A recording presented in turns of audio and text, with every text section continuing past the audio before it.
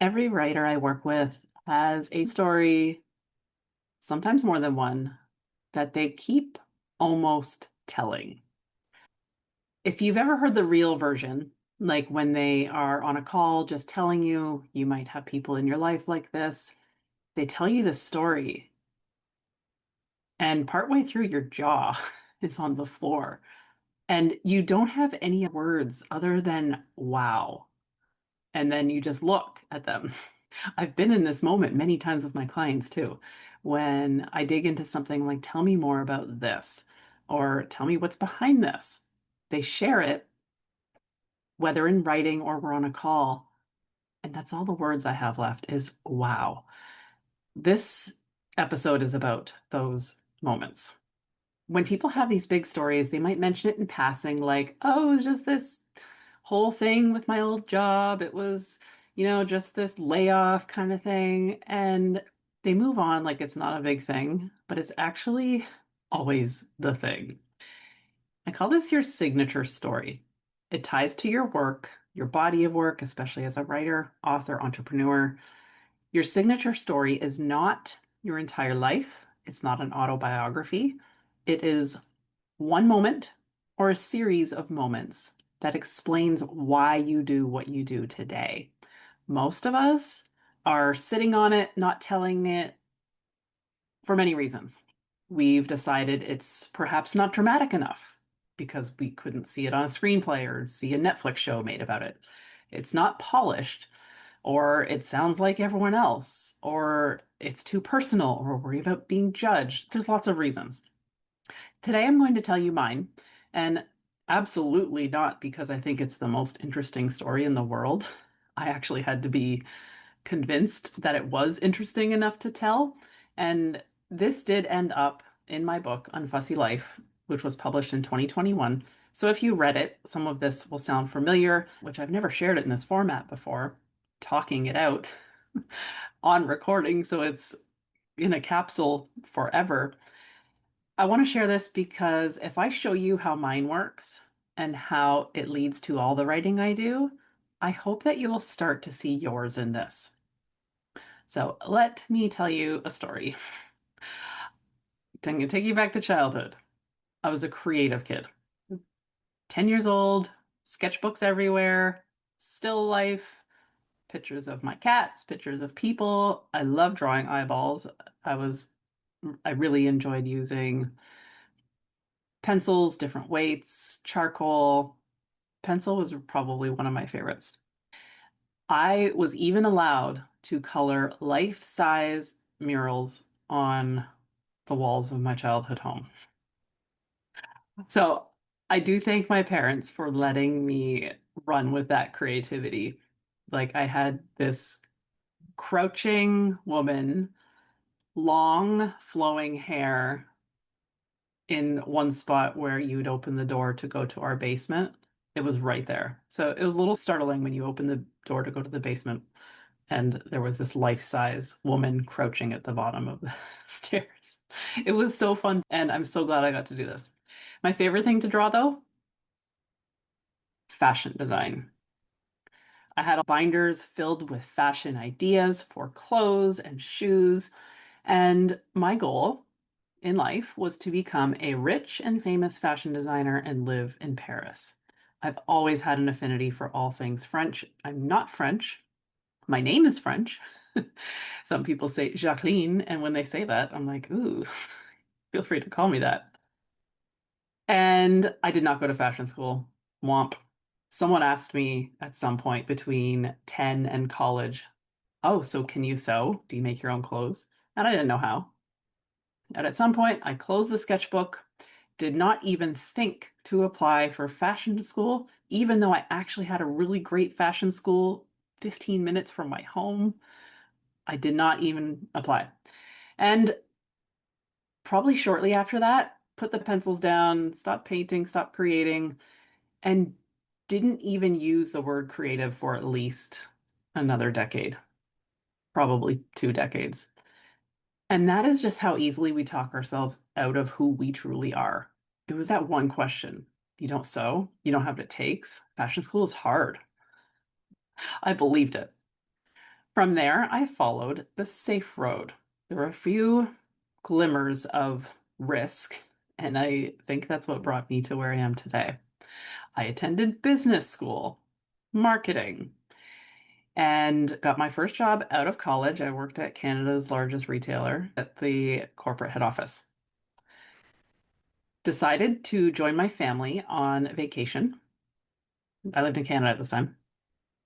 They traveled to Treasure Island, Florida.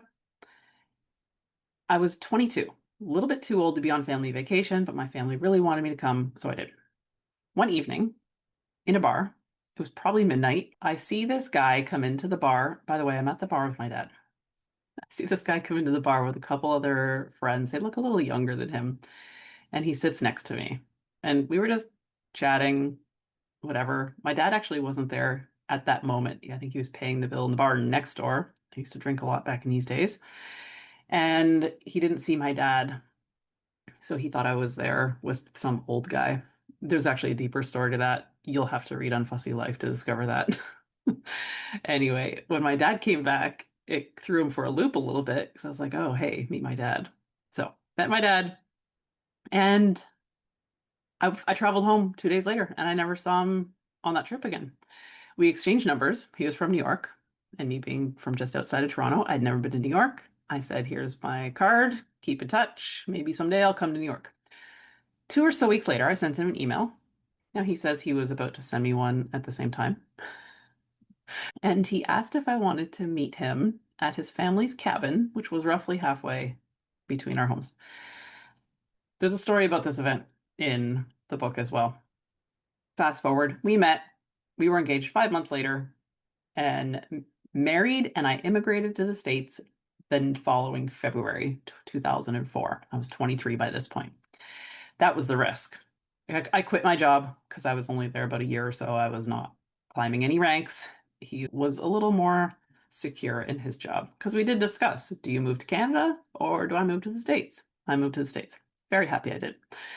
That was risk number one. When I first moved, I moved on a fiance visa. I could not work or leave until I had proper documentation. So here I was. I had worked since I was 15, and all of a sudden I can't work. I can't make money. Eventually got my work permit and took literally the first job I could. And I did. It ended up being a great job in management consulting. And I stayed there for several years. I realized that that job wasn't for me when I returned from my first maternity leave in 2008. I remember sitting in a boardroom, mostly men at this company, management consulting. We had large government contracts. Just, I remember looking around the room thinking, like, is this all there is? I don't think this is it. This can't be it. I knew I needed to do something else, but I didn't know what. Laid off that year.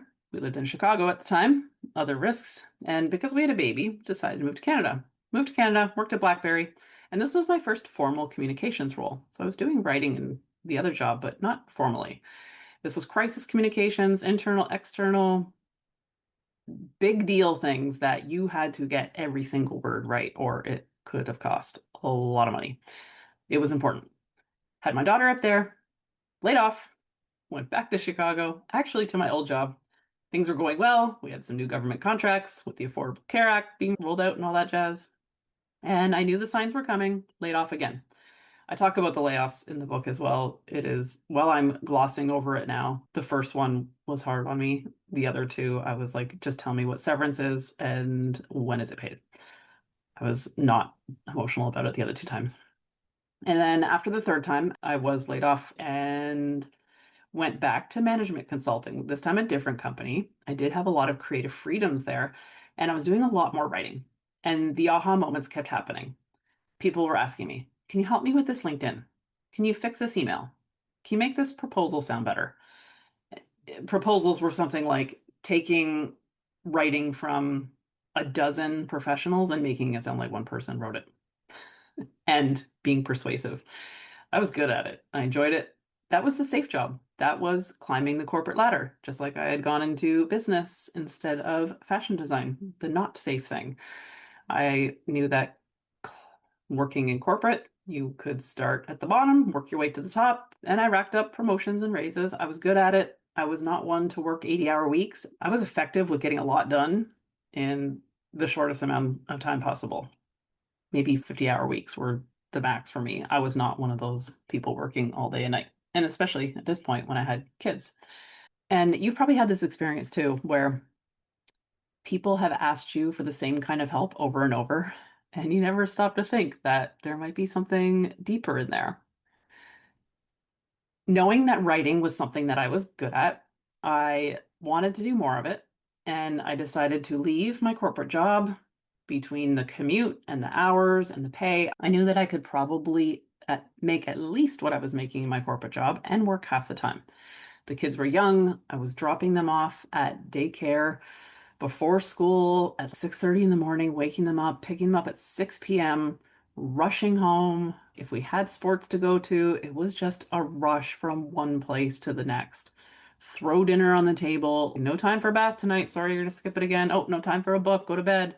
We have to do it all again. It was exhausting. I needed a business that, one, I felt great about, and two, that would give me the flexibility and freedom I needed to not have to drop the kids off at 6 in the morning anymore. It was terrible.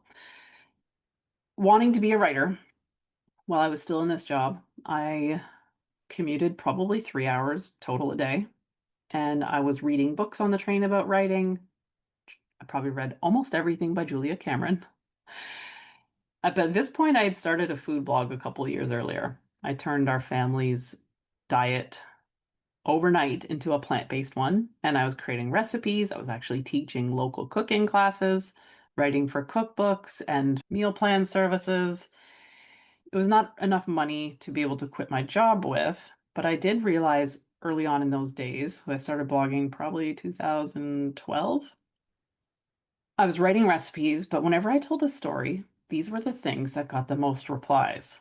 And I thought it was so interesting because here I was just telling these boring stories. I was like this food mommy blogger talking about life and kids and food, and everyone resonated with the stories, which I found so interesting.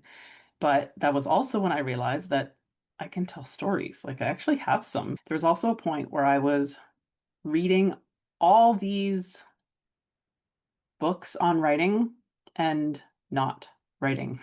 I was not doing the thing. I realized that I needed to put the books away and actually do the writing.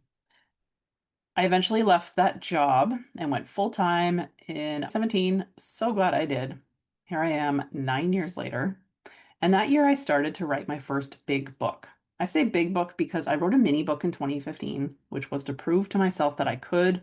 It was 50 pages. I've since unpublished it on Amazon. I think it needs some updates before I let it sit out there. This is an example of letting the earlier work be out there. It is fine. There's still copies circulating. But I wanted to write a bigger book. And I dove in that November with a writing challenge called NaNoWriMo, National Novel Writing Month. It is no longer a thing. It's a challenge where you write 50,000 words in 30 days, which works out to about 1,600 words a day. I did it 30 days straight, finished it that November 30th, and then put it away.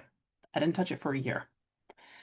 I was burnt out, didn't know what it was. I wasn't lit up by the material. Picked it up the following November, so 1 year later, 2018, and I edited what I wrote. And then I put it away for another year. I didn't know what it wanted to be. I just let it sit. I thought it was this book about living a simpler life. We had moved many times with our family by then. I'd navigated all these layoffs. I started a business.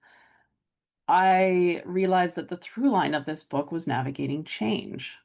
I finally came back to it at some point, and it was really helpful to get an editor's eyes on it. And between an editor and a random psychic, this was not intentional. This is not stuff I was trying to do.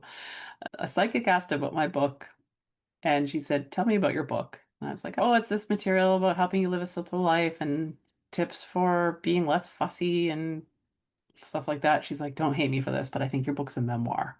I'm like, "What? No one wants a memoir from me. I'm not famous. Nobody cares about my life. My life is boring." And then when I talked to an editor, when I wanted some help shaping these materials, When she saw my draft, she's like, "You've actually kind of navigated a lot. Not everyone has been laid off 3 times. Not everyone has met someone in a bar and then decided to meet them in the woods and get married a few months later and immigrate to another country. Not everyone does that." I'm like, "Oh, yeah, I guess you're right. Okay."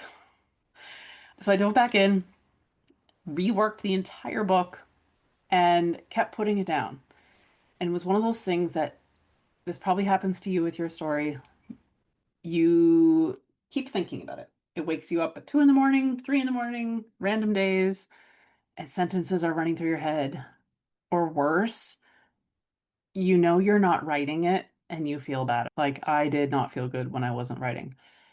I had this project that had been sitting here for years and I was ignoring it.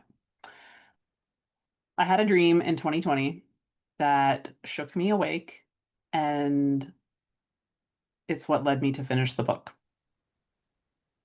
I was laying in bed, and then I was falling through the bed, through the floor, to the first floor, into the ground. The understanding or the knowing that I had was that I was not speaking. And by not speaking, I was dying. I woke up first looking around, making sure I was alive.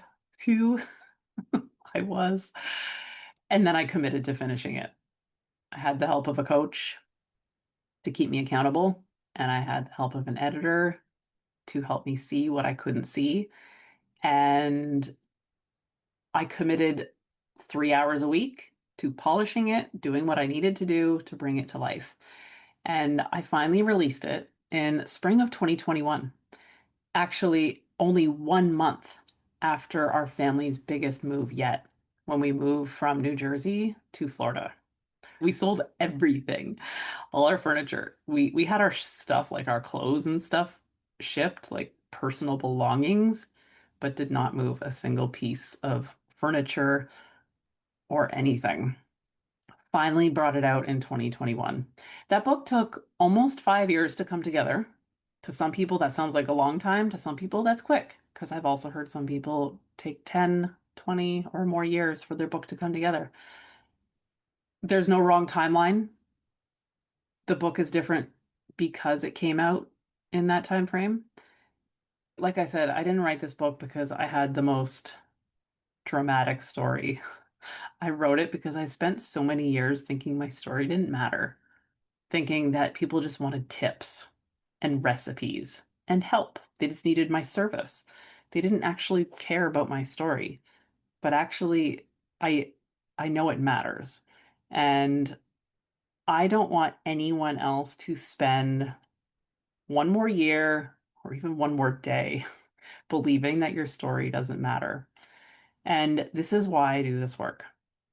I don't do this to help people write a perfect book. There's no such thing as a perfect book. I do it because I want to help people from keeping their signature story on the inside, and not just their signature story, but all their stories. The signature story is the foundation one that needs to come out before the rest can. Now, that doesn't mean you need to publish it in a book necessarily. Maybe your signature story lives in a long essay. Maybe it lives in a document that you'll share with your family.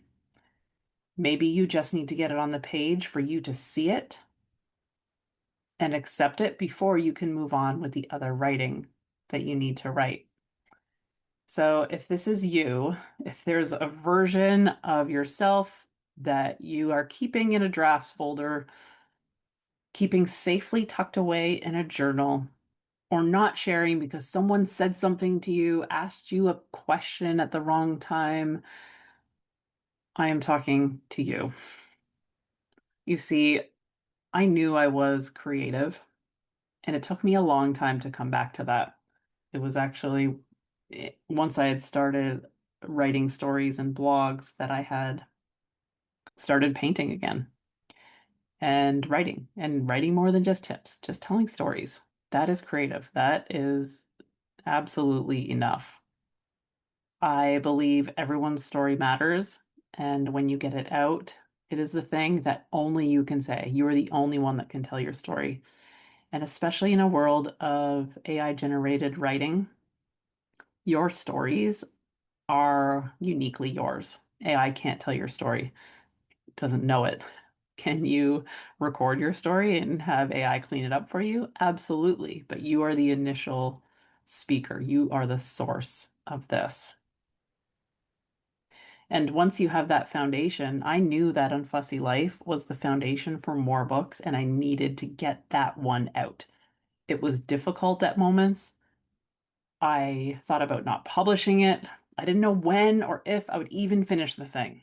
But I am so glad I did because it paved the way for my next book, Intuitive Writing, and Writing with the Moon, and the next two books I'm working on now. Yes, I'm starting two at a time. For now, if any part of this story or how I told my story or what is being stirred in you about finally telling yours, if there's a version of you sitting in a journal, a document you haven't touched in years, this is exactly why I created Authentic Visibility. It's a 4-week live intensive where we are going to find your signature story. That story you keep almost telling, just like I did, and you're going to build your visibility around it instead of some version that's committee approved, that everyone loves, that's sanitized, that is tips and tricks. And here's some advice. It is you, it is your story. It's why you do this. And we are going to get into how to do that. You will have time to actually do the writing. You'll have support in a group. And there are two options. One is called Glow. It's just $5.97 for the 4 weeks. With that, you will get the weekly calls. They are recorded, group support, writing, resources. I'm going to have a visualization audio for you. And then there is Radiance at $9.97. And Radiance includes one weekly review of up to 2,000 words each week. And this is a detailed review. It's going to be editing, revision, comments, questions. It is an in-depth review. We start on Monday, July 13th, just before the Cancer new moon. This is also very intentional. We're starting in Cancer season with the Cancer new moon because that is when we go inward. We sit with it. We sit with what is close to home. And then in Leo season, we share it outward. We shine our light. And that is really what we do when we tell our stories and share our gifts. We are shining our lights. That is why your story needs to be out in the world and not tucked away in a document. To sign up, head to theintuitivewritingschool.com. You'll see a link right there to join Authentic Visibility at the top of the page, and I cannot wait to see you inside. It is going to be such an amazing live experience. Oh, by the way, it's on Zoom and cameras are off, so truly come as you are. I look forward to seeing you there.